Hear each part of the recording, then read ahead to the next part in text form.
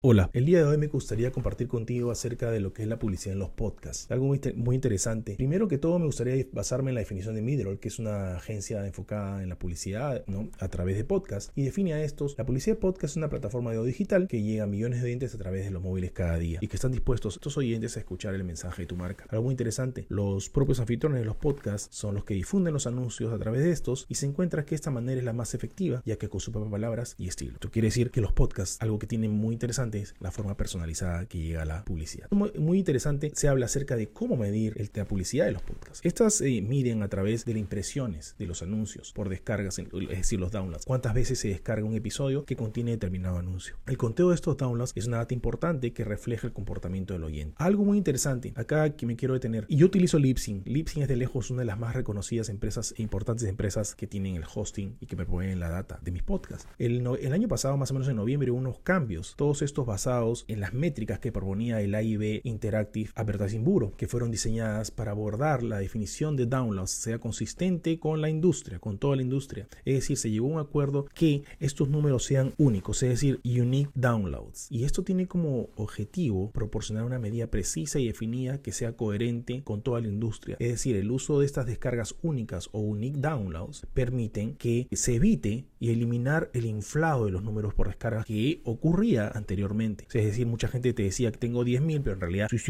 unique downloads eran realmente 1.000. Y esto, si no me equivoco, tiene que ver mucho con una serie de algoritmos que estas empresas están desarrollando para que sea mucho más justo la medida. Ahora, muy interesante también, me gustaría compartir contigo un cuadro que encontré de Statista. Statista es una empresa muy reconocida, así como tú puedes ver, hay un crecimiento bastante alto, en alza, de cómo se está invirtiendo la publicidad en los podcasts desde el 2010 y con la proyección al 2020. Si tú te pones a ver, del 2010 pues era solamente 43 millones y este crecimiento al parecer va con el tema de los móviles, ¿verdad? Que es muy interesante. Mira cómo ha ido en crecimiento y cómo se proyecta al 2020. En el 2018 ya tenemos 256 millones de dólares invertidos en publicidad, lo cual te quiere decir que las empresas de publicidad pues están enfocando esto. ¿Por qué? Porque recuerda que el 77% de los oyentes de podcast le da clic en el momento que es lanzado el episodio. Es decir, eso es muy interesante. Y se estima que para el 2020 395 millones de dólares sean invertidos en publicidad, lo cual te da en los podcasts, lo cual te da una visión, una pantalla de lo que está sucediendo en este interesante formato de contenido para que tú, quizá que seas una empresa mediana, grande o una empresa corporativa, invierta en los podcasts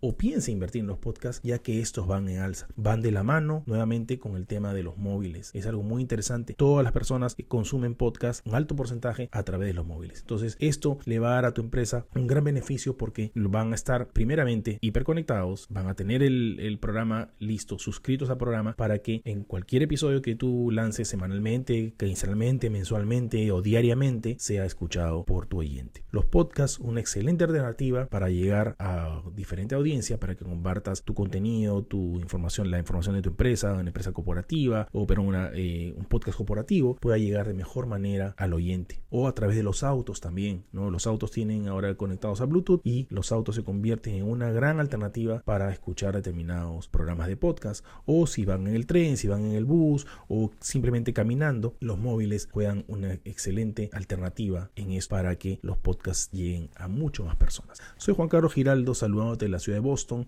en los Estados Unidos. Que tengas muy buenos días, tardes y noches. Muchas gracias.